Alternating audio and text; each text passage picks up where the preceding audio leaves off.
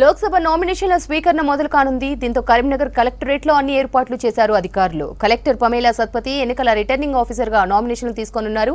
కరీంనగర్ లోక్సభ బరిలో ప్రధాన పార్టీలతో పాటు స్వతంత్ర అభ్యర్థులు ఈసారి పెద్ద ఎత్తున నామినేషన్లు వేసేందుకు రెడీ అవుతున్నారు.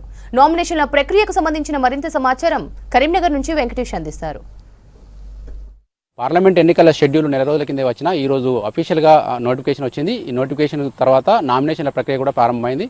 చూడొచ్చు మనం కరీంనగర్ లోక్సభకు సంబంధించి నామినేషన్ల ప్రక్రియ కోసం పూర్తి ఏర్పాట్లు చేశారు. ఇప్పటికే జిల్లా కలెక్టర్ దీనికి రిటర్నింగ్ అధికారిగా ఉంటారు. కొద్దిసేపటి తర్వాత ఎవరైనా ఈరోజు నామినేషన్లు వేస్తే కనుక నామినేషన్లు తీసుకునే ప్రక్రియ కూడా ప్రారంభం కాబోతుంది. దీనికి సంబంధించి కరీంనగర్ జిల్లా కలెక్టరేట్లో పూర్తి స్థాయి బందోబస్తు ఏర్పాటు చేశారు. 3 అంచెల భద్రతా వ్యవస్థ మధ్య నామినేషన్ల కోసం కేవలం 5గురిని మాత్రమే అనుమతిస్తారు. ఎవరైతే నామినేషన్ వేస్తారో అభ్యర్థితో పాటు మరో 4గురిని మాత్రమే లోపలికి అనుమతిస్తారు. కలెక్టరేట్ గేట్ నుంచి దాదాపు 200 మీటర్ల లోపలికి ప్రత్యేక బార్కేట్లు ఏర్పాటు చేశారు. అభ్యర్థితో పాటు కేవలం 3 వాహనాలు మాత్రమే లోపలికి అనుమతిస్తారు. దీనికి సంబంధించి ఇప్పటికే గైడ్ లైన్స్ అన్ని కూడా అభ్యర్థులకు ఇప్పటికే వివరించారు. రాజకీయ పార్టీలతోటి సన్నాహక సమావేశాలు ఏర్పాటు చేశారు. నామినేషన్ సందర్భంగా అభ్యర్థులు ఏ పత్రాలు తీసుకొని రావాలి, తర్వాత వాళ్ళకి సంబంధించిన అఫిడవిట్ కావచ్చు, ఇతర వివరాలన్నీ కూడా పొందుపరిచిన నామినేషన్ను క్లియర్గా సబ్మిట్ చేయాల్సి ఉంటుంది. రాజకీయ పార్టీల తరఫున ఎవరైనా నామినేషన్ వేస్తే బీఫామ్ని ఈరోజు ఉంటే ఈరోజు ఇవ్వచ్చు, లేదంటే తర్వాతనైనా నామినేషన్ ఉపసంహరణలోపు సబ్మిట్ చేయాల్సి ఉంటుంది. దీనికి సంబంధించి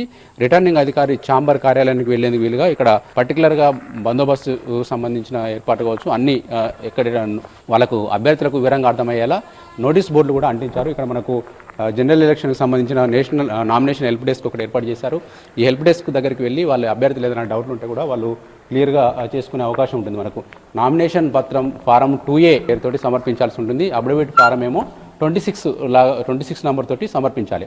అఫిడవిట్లో అభ్యర్థికి సంబంధించిన అన్ని వివరాలు, అతనిపైన ఉన్న కేసులు కావచ్చు, తర్వాత ఆస్తుల వివరాలు కావచ్చు, అన్నీ పొందుపరిచి ఇవ్వాల్సి ఉంటుంది. ఏ ఒక్క ఫామ్ లోపల ఏ ఒక్క గడి కూడా ఖాళీ ఉంచకూడదు, సరైన సమాచారంతో నింపాలన్న నిబంధనలు కూడా పెట్టారు. అఫిడవిట్కు ₹20 non gazetted non judicial stamp paper మీద సమర్పించాల్సి ఉంటుంది. అదేవిధంగా 25,000 నామినేషన్ వేసే అభ్యర్థులు 25,000 డిపాజిట్ కింద చెల్లించాల్సి ఉంటుంది. అదే SC ST అభ్యర్థులు అయితే అందులో సగం 12,500 మాత్రం చెల్లిస్తే సరిపోతుంది. దీనికి సంబంధించిన అన్ని గైడ్లైన్స్ ఏర్పాటు చేశారు. కరీంనగర్ లోక్సభ పరిధికి సంబంధించి ఇప్పటికే బీజేపీ అండ్ బీఆర్ఎస్ అభ్యర్థుల ఖరారు జరిగింది. మనకు బీఆర్ఎస్ అభ్యర్థిగా వినోద్ కుమార్ మాజీ ఎంపీ, తర్వాత బీజేపీ అభ్యర్థిగా సిట్టింగ్ ఎంపీగా ఉన్న బండి సంజయ్కి టికెట్ ఇచ్చారు. కాంగ్రెస్ కూడా ఇవాళ రేపట్లో అభ్యర్థిని ఖరారు చేసే అవకాశం ఉంది. దీనికి సంబంధించి ఇప్పటికే ఎన్నికల ప్రచారాలు జోరుగా సాగుతున్నాయి. ఇవాళ నుంచి మరింత ఈ ప్రచారం ఊపందుకోబోతుంది. అయితే దీనికి సంబంధించి ఇప్పటికే ఎన్నికల నిఘా ఏర్పాటు చేసింది. ఈ రోజు నుంచి అఫీషియల్గా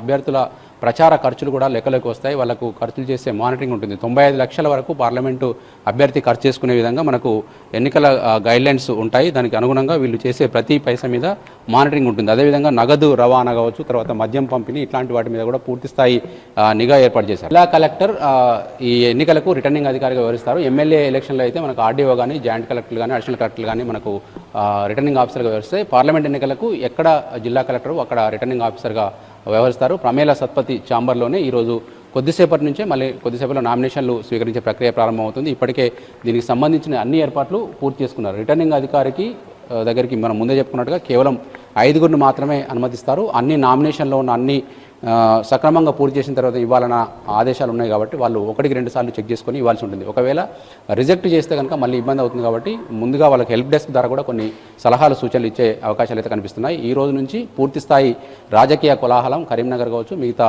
అన్ని చోట్ల ఏర్పడే అవకాశం కనిపిస్తుంది. కెమెరామెన్ కవికుమార్తో వెంకటేష్, V6 న్యూస్, కరీంనగర్ నుంచి.